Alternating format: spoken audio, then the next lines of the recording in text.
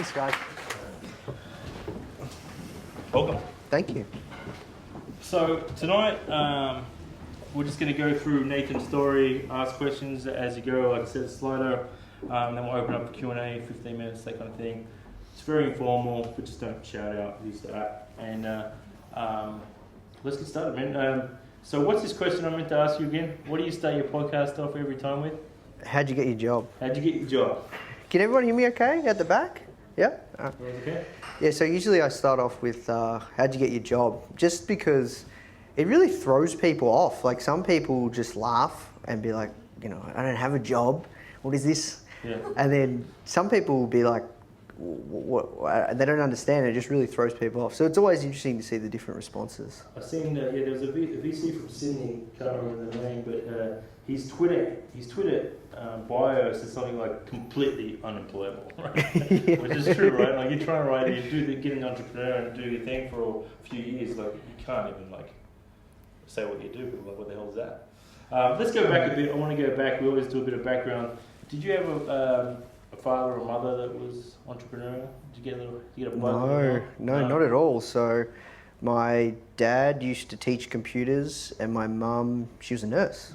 So yeah, both my parents never really made that much money or anything of the sort. And I never really knew anything about entrepreneurship until, I started Foundr. This is my first business. And that was 3 years ago now.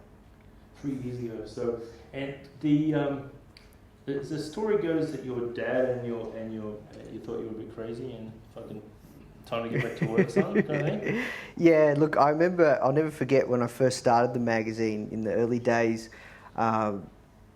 My parents actually were laughing in my face, being like, Nathan these days he thinks he's an entrepreneur, and like my brother and my dad, because we all give each other shit, like there's some sort of joker. But now they take me pretty seriously, yeah. Right. So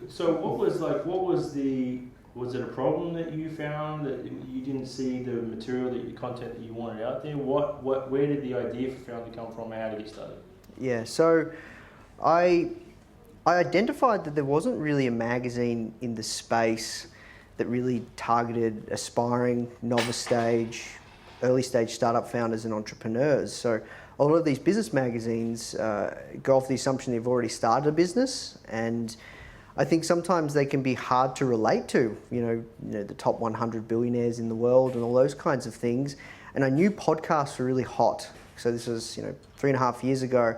I knew that a lot of people were doing interviews and that thing was really, really taking off. So I thought, honestly, I thought it was just I never thought it would be what it is today. It was just a side project. I was trying to get a job in marketing, and I started this magazine just for fun, and just kind of took off. But the whole basis of it was that there wasn't really anything out there that I was looking for as an aspiring or novice stage entrepreneur that didn't know much. And the first time you said, if I get the story right, you just saw like $4 or something hit your bank account from iTunes, and you were wrapped. Yeah. So the first day we launched, March 5th, 2013, when we launched, we made $5 on the first day. Yeah. Yeah. So then take me through the journey of Foundr, and I kind of see this it's kind of work for me in startup grind in getting one speaker that's of one caliber to get me to the next one. Was that kind of progression with Foundr, with getting to Branson? Yeah, so we interviewed Richard Branson for issue number 8, wow. And we pitched him when we were about 4 issues in, maybe 3 issues in. And the progression and growth of the brand has come from a few different things. The first one is just consistency, just consistently putting out great content over a long period of time now, and just building up that snowball effect. And then also great branding. I think design is extremely key, and that's something that we're very, very passionate about, because it gets a lot more cut through. And then the last piece, as you mentioned, was first off interviewing Richard Branson, and then using that, putting him on the front cover of the magazine, and then using that, piggybacking off that feature to get interviews with all sorts of other really rock star influential entrepreneurs in our market, and really getting that cut through, especially with the magazine. That's really been very, very powerful having a magazine to build influence. It's been incredibly powerful. A lot of people right now, they launch books. They write a book to blow their personal brand up or to be taken seriously, and they try and get into the Amazon bestseller or the New York Times bestseller. I believe publishing your own magazine is 10 times more powerful than that, especially if you have whatever niche or market you serve, especially if you have influencers in that niche or market on your front covers. People are just like, oh, boom, these guys, they must know their stuff. These guys are legit. And that's kind of been the natural progression of the brand. But, full transparency, guys, I launched Foundr while I was working my day job. I was even when I first launched it, I remember I went to a couple of marketing job interviews and took my iPad showing the first issue of the magazine, and I still didn't get a marketing job. No one wanted to hire me. And then I realized after a couple of months that I could turn this into something, and it took me about a year. So 100% bootstrapped. It took me about a year to just build it up, to replace my income, cover operating costs. We chose to do digital only, and still to this day will only do digital because of just the cost of production. I think print's a dying trade. And it took me a while to build up, and it took me about a year to build up so I could leave my job, and it's only been this past year and a half that we're going through just rapid growth right now. So tell me, before we get into all the success and all that, tell me about some of the hard times and, especially when you're talking about this consistency and just, I think, I can't remember, we said 90% of it's just showing up. Yeah. But go through some of that struggles and hopefully give some learning to the audience of what to avoid, I suppose. Yeah, so I think one of the first struggles was when I first started Foundr, trying to get interviews. Now everyone comes to us, we get pitched 10, 15, 20 times a day, but in the early days, no one would get back to you. No one. I'm talking no one. So even the first issue of the magazine, we didn't even have a successful person on the front cover. We had a stock image. It was super embarrassing. And it's this guy with this Superman kind of, is ridiculous. And that was tough at first, but you just kind of keep building momentum, work your way up the chain, and just keep pitching for interviews and just keep hustling. And probably one of my biggest struggles though was when I was sued for trademark infringement. Right. So what happened was, when I first started the magazine, it actually wasn't called Foundr, it was called something else. And what happened was I was sued by one of the biggest business magazines in the States. I can't say who it was, but it wasn't just a cease and desist. I was literally got a FedEx package in the mail saying, you've been sued in Dallas State, Texas. You're to appear in court on this date. And I was just freaking out. So that was really tough because I had to change the name. And it was actually a blessing in disguise, because the name that what we had it was terrible. And then the new name we re-emerged as Foundr. Funny though. Yeah. Tell me about getting Branson. Tell me about the hustle involved in, just getting what you want. This is what I think a lot of people, they need to get that there's that person that can help them with their business, and they got to, it's not going to be an easy thing to do. How did you do that? You knew this was after Branson, everything's going to be a bit easier, right? Yeah. I here's the thing, right? Everybody thinks it's funny. Everybody thinks it's a big deal that we got Richard Branson on the front cover of Foundr, but the thing is, right, he's been on the front cover of every business magazine on the planet, every decent business magazine. So I asked myself the question, why couldn't he be on the front cover of my magazine? And this is the power of having a magazine, using it as a tool to build influence and authority. So how we get a lot of our interviews is we have to find the gatekeeper. And I'm sure you're very familiar with this, Chris. There's a person that actually says yes or no, or that handles all these media requests. And for us, I found that so someone gave me a tip that a great way to get interviews is to find the publishers of these books. Because, for example, Sophia Amoruso, the founder of Nasty Girl, she's launching a book at the moment. It's she's just about to launch it. Or Arianna Huffington just launched a book. So these are people that are hot and primed to want to do an interview if you have a podcast or a blog or a magazine. And in this particular instance with Branson, I found the publishing house of one of his books. I made a lot of phone calls. and they put me on to his head of PR at Virgin.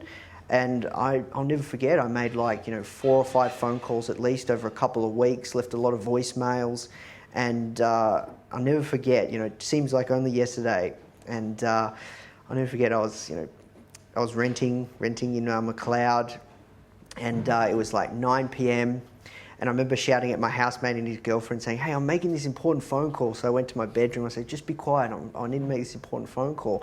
I'm trying to pitch Richard Branson's PR." And my housemate was just like, "What are you on about?" He just thought I was an amateur.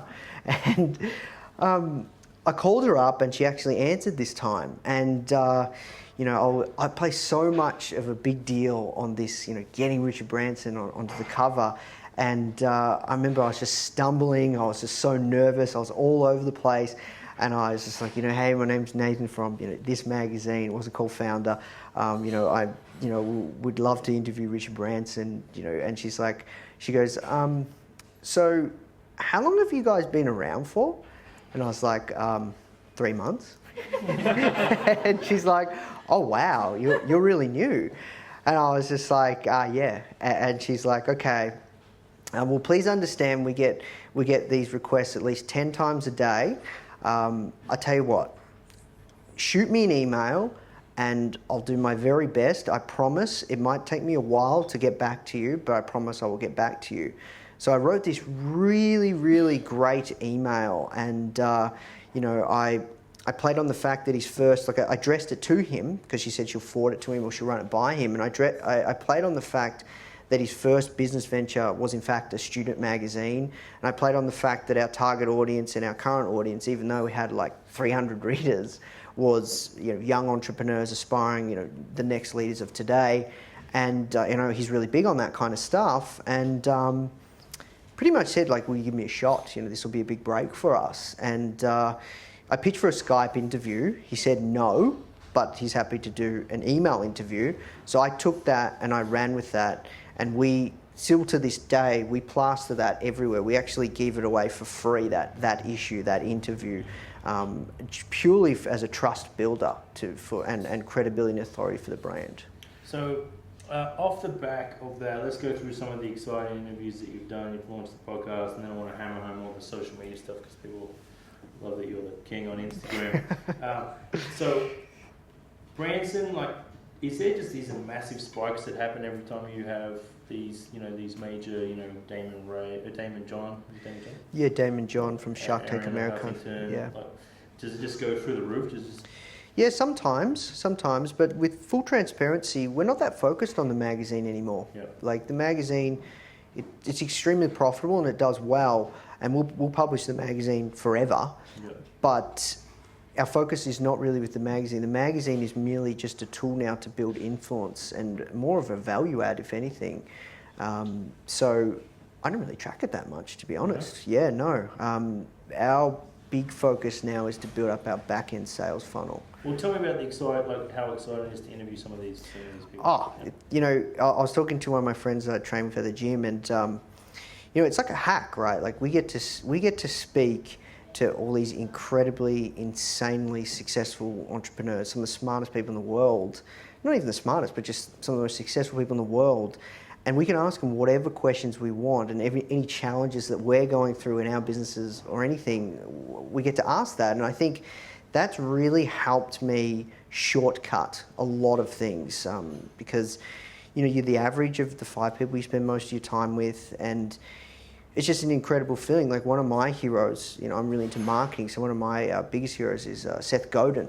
I really, really like him, and I've read all his books, and not even just being able to interview these guys, but actually building relationships. For example, when I was in New York last year, I caught up with him for coffee, and it was just absolutely amazing to hear his feedback and thoughts of how I should move with Foundr and all sorts of things. So a big part of it is not just the interview itself, but the relationships that you can build with some of these people as well. But no, it's been game changing, and it's really helped accelerate my growth as an entrepreneur and the business.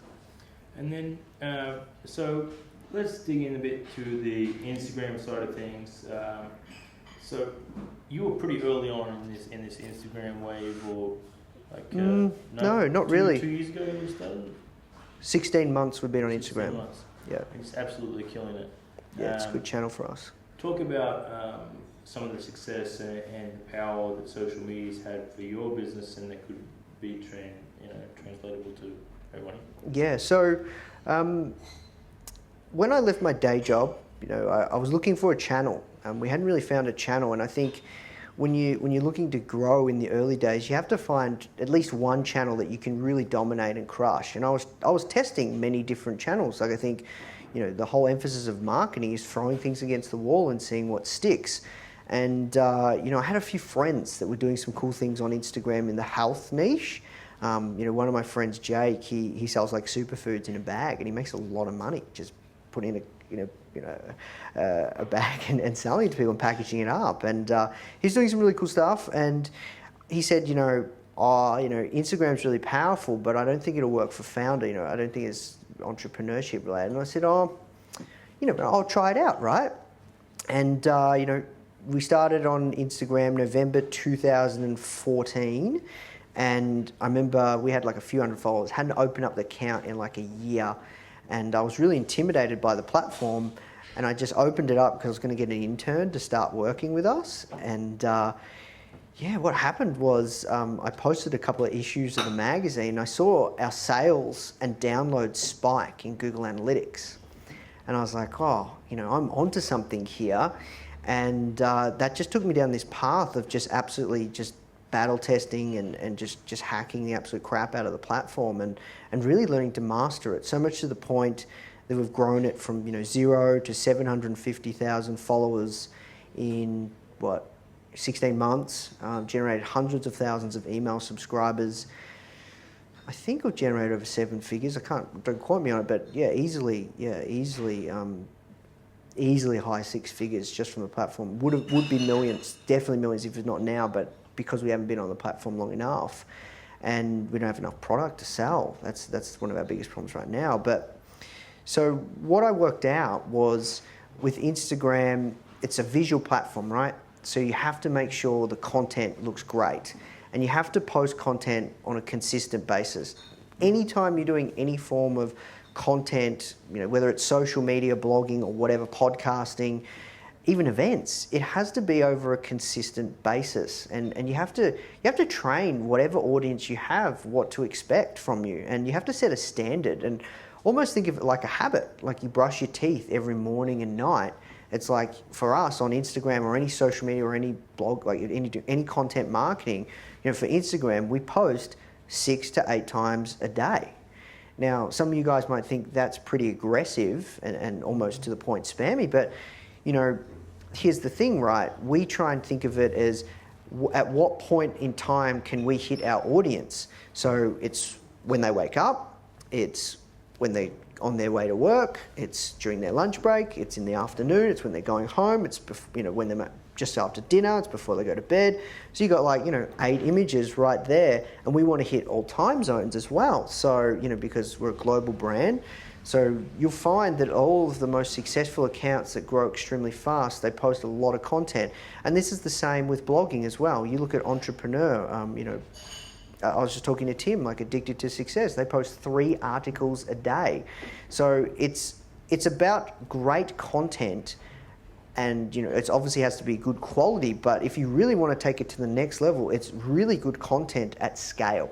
And this is for any social media platform. As long as it's valuable to your audience and it's cool stuff that serves your market every single day, then you will build an audience, you will build trust, you will build a relationship, you will build a hub of a community, whatever platform that is. So for us, we post great content on a consistent basis, and it's literally like a snowball effect.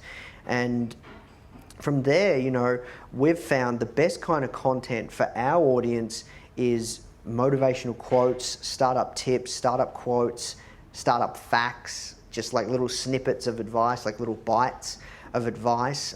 People seem to love that. They share it like wildfire. How did I work that out? I looked at another big publication like Success Magazine or Entrepreneur Magazine, and on their Facebook, all they post is quotes. You can find a lot of the answers out there of what other, influencers or, I don't like to call them competitors, are doing in your niche or market you serve. So, that's one thing that I did and worked out that kind of content worked well. And another thing you can do is you can use a tool like, there's a tool called ink361.com, INK361.com. What you can do is you can go to that website, you can plug in any Instagram account and you can run a scan on that account and you can find the most liked images and the most commented images.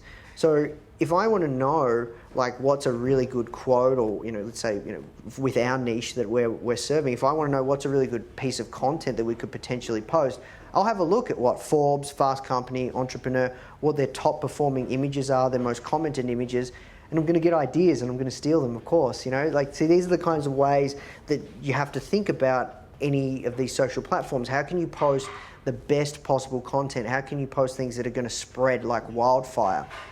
So, that's one thing that we've done really, really well on a content basis. And then also a big key to growing on Instagram, and I'm finding this to be true on Snapchat as well, and also content marketing in terms of blogging, is collaborations and partnerships.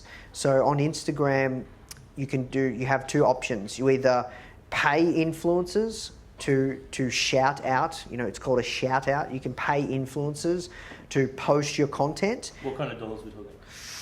Really depends how many followers, but you could spend, I'll give you an example. Yeah. So there's an influencer, and I know that the girls at Frank Body, you Frank Body, have you interviewed those guys? Frank Body, so they're crushing it on Instagram.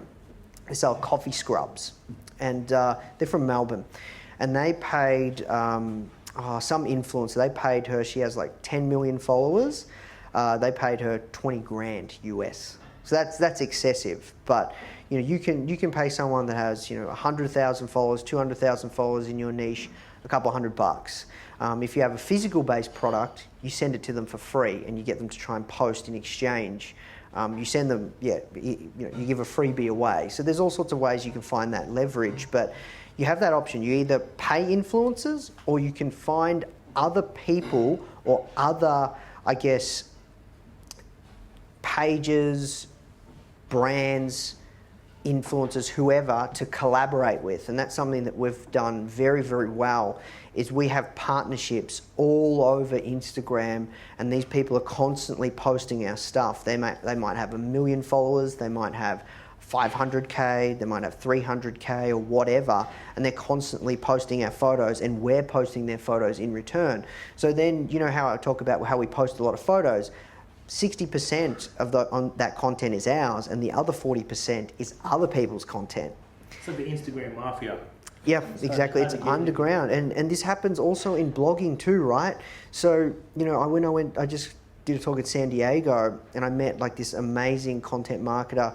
She generates 65,000 leads a month for her SaaS company, all from content marketing. She built it up in a year, and she's part of Slack groups, and all they're doing is link trades. Like in Slack, it's like, hey, I'm writing an article on infographics or something else. Can anybody link to this? Is anybody do you want me to link to any of your stuff? Is there anything relevant that I can link to? And constantly, this link building is what builds people up in the Google search algorithm. So, same with blogging, same with Snapchat. People are doing trades. They're doing takeovers. So one thing that we'll probably do when we launch our Snapchat in a couple of weeks is we'll find other big brands to collaborate with and do a takeover. So we'll give them access to our account, and then we'll do the same for theirs, and we'll jump on and say, this is what we're all about. This is the Foundr office. This is what we're doing. So it's a big part of this stuff now is collaboration, because the way social media is moving is it's all about video. We know it's all about video. Mark Zuckerberg said he's doubling down on video. Instagram, they show views now. They care about the views that you have on video. We've found videos to be really good for engagement and growth on our Instagram, and we're creating ads, like 15-second ads, for a product or a magazine issue or a podcast episode, like as a video on our Instagram. So we know videos are hot. We know Snapchat, that's an up-and-coming platform, still in its infancy, but still coming. We know Periscope. We know Facebook Live. So video is playing a massive importance, and this is causing this rise of I guess these people that are influencers, like they're building these crazy personal brands off nothing.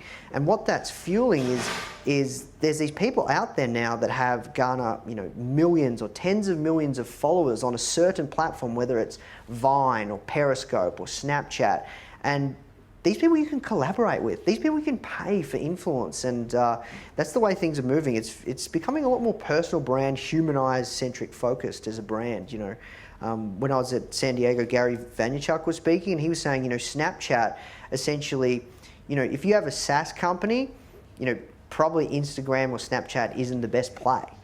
But the thing is, right, you should be using Snapchat as a reality TV to document the life of your startup. And that's the way things are moving, and that's the way I see it going. Well, you lead me perfect into this, into Snapchat. So I kind of feel like I missed the Instagram wave, right? Well, I'm going to get into my Instagram. But I was hanging with Sujan Patel. I saw him have lunch with you after that too. And he seemed to think that, with Gary Vaynerchuk and Grant Cardone and all these guys jumping on Snapchat, it seems like that's about to go mainstream. Is there a level of importance that we could, anyone could use and go, Snapchat's something you should jump on right now if you want to be big in 2 years from now or whatever? Yeah, look, it's really hard to say, right? Because I think it still comes back to, what I was saying before, marketing is just throwing things against the wall and seeing what sticks. And I think for Snapchat, the play that we're going to go with is not necessarily organic growth, because the problem with Snapchat is it's very hard to find other people. Like, I love Drake and I can't find him on Snapchat. Yeah. How do you find these people? So the problem is there's no kind of shareability in Snapchat. It's kind of like behind the scenes, kind of, this is my life. It's kind of private, text messaging kind of way of communicating to the world. So I think what Snapchat should and can be used for, same with Periscope and all these live channels, is not so much to garner a massive following to get people to share and start following you, but more to deepen the relationship with your existing audience and to really tell a story and really connect with your audience or the brand or your customers on a much deeper level. So I'll give you a great example. There's this lady in the States called Chalene Johnson. Never heard of her, but apparently she's got a really big personal brand. And, on the back of her personal brand, she sells information products, so courses and stuff like that. And usually for these, she has a massive audience, and usually every year she does a launch. So she, opens this course up once a year. And usually each time she does that, she does about $1 million US in a week, and she opens it up. And now she has, in the past year, she's been spending a lot of time on Periscope. And, this was, someone was telling me the story. It was fascinating. And she's been spending a lot of time on Periscope, which is a live streaming app. And what's happened is she's built such a deeper relationship with her current audience that she's on track for her next launch this year, coming in a couple months. It's going to be 6 million. And the reason that is because she's built such a stronger, relationship with her audience. And you can do that with the brand, not just personal brands, but actual, brands, whether it's a SaaS product, whether it's a physical-based product or a digital product, you can do that. So that's where I think Snapchat's going to be very powerful for us, is just deepening the relationship with our audience and humanizing it. But I don't believe it will be a channel, and maybe I'll probably be wrong, who knows, but the way I see it right now, I don't believe it'll be a channel where you can get viral kind of growth like Instagram, where people will start following you and you can generate ridiculous amounts of leads and sales and stuff like that. I'm yet to be convinced that that's the platform for that. For us, I think we're just going to double down. The next platform we're going to focus on, it's the original platform is blogging. I think for Foundr as a media company, that publishes a ridiculous amount of content, we should be crushing it on inbound marketing. We should be crushing it with content. We should be generating 1 million uniques every single month to our site. Right now we only generate 100K uniques. So that's something that I think is a hole in our in our business that we need to focus on. We will do Snapchat, but only to deepen the relationship. We will try Pinterest because there's a lot of commonalities between Pinterest and Instagram in a way, and I've been told that that can be quite powerful. And we will start playing around with live video, but yeah, I don't know. It's hard to say. It sounds like you're very focused, and this thing's good general advice for everyone here too, on really focusing on any given particular channel at a time. Yes. Where a lot of us may get every single social account that readers and do a shit job of all of them, right? Yeah. So, all right, there's nothing to really comment on that. Let me give you some questions here. Well, there you go, perfect. What's the next social platform you're excited about? Yeah, Snapchat. I'm really excited to have a play and see what we can do with that. Our play with that, I'll tell you guys our strategy on how we plan to rapidly grow our Snapchat and how I know some people are doing it right now. First of all, we have a massive Instagram following. We'll just flat out post our Snap code on our Instagram. In fact, we'll even link to it. You can link to, and this is something I found really, really powerful, to get a lot of subscribers for the magazine in the early days on Instagram. What we found is if we did a link to the app itself, the iTunes link, if people click on that on Instagram, if they're on their iPhone, it goes directly to the iTunes landing page, and then it's one more click, they open up the app. Or they download the app, and then one more click, they open it up. So we will do that with Snapchat. So what you can do is you can do a direct link to Snapchat. So we'll keep it open for maybe 6 hours. We'll do a post on our Snapchat. We'll change it to our actual Snapchat link. And if someone presses on that, and if they have the Snapchat app, they go straight to Snapchat and they just press one more button and they add us. So that's the first thing. We'll just start to move a lot of people. We already do it with our email list. We move a lot of people from our Instagram to our email list because for us, that's where the money's at. And that's, where you can deepen the relationship, and that's how we build our business. But for Snapchat, we'll do the same thing. We'll move a lot of people to our Snapchat. We'll also work and do trades with other influencers to get them to post our Snap code on their page. And then also we'll be doing takeovers. And I believe that we should be doing at least 2 to 3 minutes worth of stories a day on Snapchat. And we'll take it from there and see how it goes. But I think doing that, we should be able to grow it quite well. So I'm excited to play around with that, and we'll test some special offers and all sorts of things. And it takes time, right? And I think it'll be much slower than our Instagram growth, though. How important is the company name? How important is the company name? Depends, right? It depends if you want to be sued for trademark infringement. Fuck it. The name of the magazine when I first started was called Key to Success. And you guys can probably guess who we were sued by. Okay? So just keep it between yourself. Tim the bastard, you're already... We probably should edit that out. Yeah, yeah. We do. Yeah. I'll just know. Oh, yeah. All right. So, but anyway, so to answer your question, that was kind of a stupid decision. That was an incremental choice that we made, that I made, and it was a stupid choice. So in that instance, the name is important. I believe when it comes to a name now, I like one word. I think that's really cool. I think it's easy to remember. But yeah, look, your name can be whatever you want it to be. One of my mentors taught me something really interesting when I was thinking of coming up with the name, the new name once we got sued. And that was, he's like, Nathan, what the fuck does Google mean? What does Uber mean? What does Facebook mean? All of these brands, they actually don't mean anything. They mean something because they've made it mean something, because they've produced so much value in the world that now it's I'm going to catch an Uber. Like they say it in part of their conversation. People, you're not cool if you don't know what Uber is, right? So, that's something to think about when it comes to naming. I think you can, a name can be whatever you want it to be. When I relaunched it as Foundr, a couple of people said, I don't get that. Why is it called Foundr?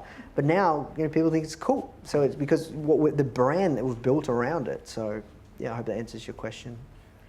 You touched on this on mentors. how important has mentors been to your success? How do you go about finding a good one? I imagine you've got some fucking great ones now. Yeah. So can you talk about some mentorship and advice from that? Yeah, so mentors extremely key. I think, you can draw on somebody else's experience and be put in the correct path from one conversation with somebody that's done what you want to do.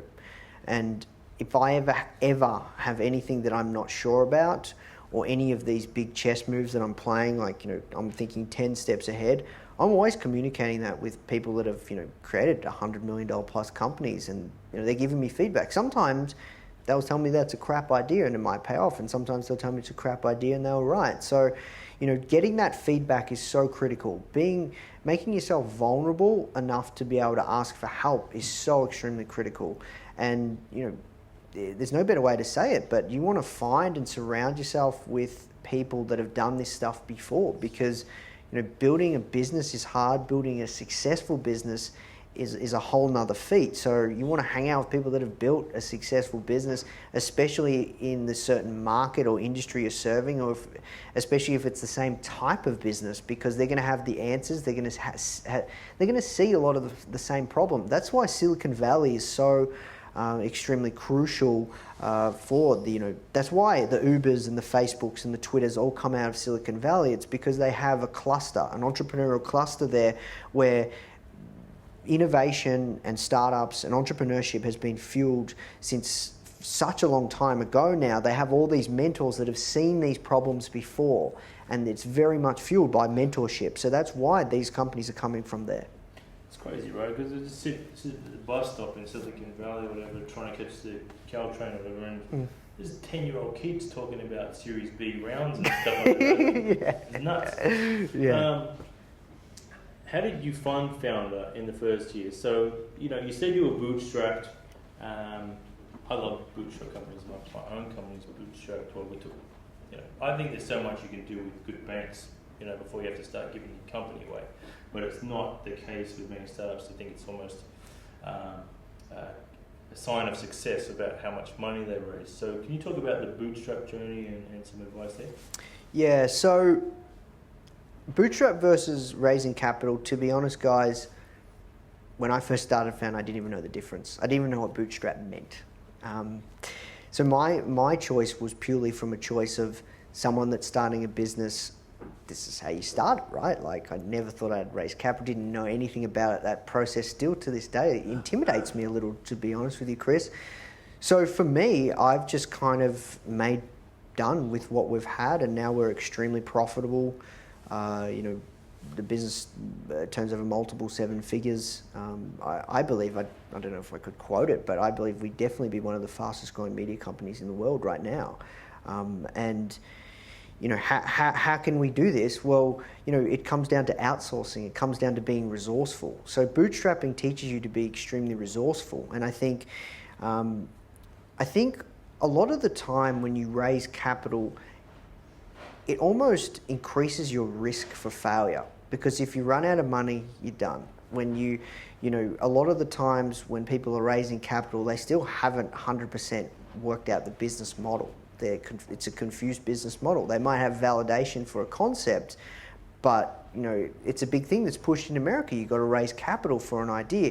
If I was to sell Foundr tomorrow and I started a new company, which would probably be a SaaS company, I would probably raise capital, but only because software is quite expensive to build, and I just think it would be a fun way to go about it. But I think when you bootstrap, and I'll never change. I would never, I own 100% of the company. I'm a solo founder, and I would never change what we've done and the way we've gone about it. And the way that I was able to bootstrap it in the first year was, one, I found an amazing designer that designed the magazine for next to nothing every single month, who's in India, and he's as good as anyone you could find in Australia. He's one of the best designers I've ever seen, and I still work with him to this day. And I just tried to focus on leverage. So when it comes to having a magazine, what does a good magazine mean? It's just great content and it's got to be well designed. And I just focused on those two pieces. And, great content and great design shouldn't cost you an arm and a leg. Putting the app in the app store to build it out, we didn't custom build it. We used off-the-shelf publishing software that was already built, and that's worked brilliantly in our favor because it cost us hardly anything. We had to pay a license of like $3,000 or something. So it forces you to be resourceful. I think, some people, if they wanted to start a digital magazine, they might go out and start to build the app themselves, get developers to develop it. They probably want to hire someone here in Australia to do the design. That's probably going to cost, $10,000 a month. So these are all the things that when you bootstrap, it forces you to be resourceful and creative. And you're forced to work out a solid business model, because if you're not, you're just constantly in the red all day, every day. And when you're using somebody else's money, when you're raising capital, I think you can have some kind of. I personally believe I would have some sort of cushion or sense of security, and I'd probably be a little more wasteful with money when it's your own money and you're building it off the back of a credit card. You need to make money, you need to make this thing work, and it puts you on the chopping block as well. I think more. I love it. We'll take one more question here. What is your business model at the moment? What's making you some dollars, and where's the majority of the revenue coming from now, and how will that change us?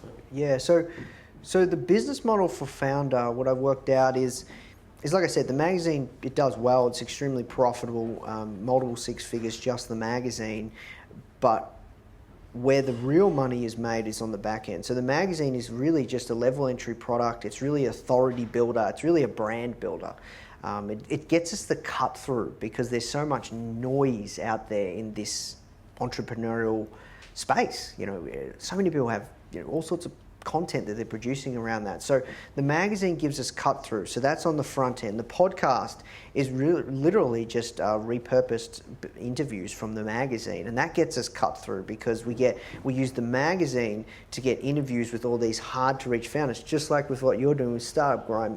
You get all these next level interviews used for the podcast. So that gets us cut through, and then we produce awesome content via social or blogging, or through our newsletter, all for free. So 95% of our stuff is free, and which is a content powerhouse. So that's all front end.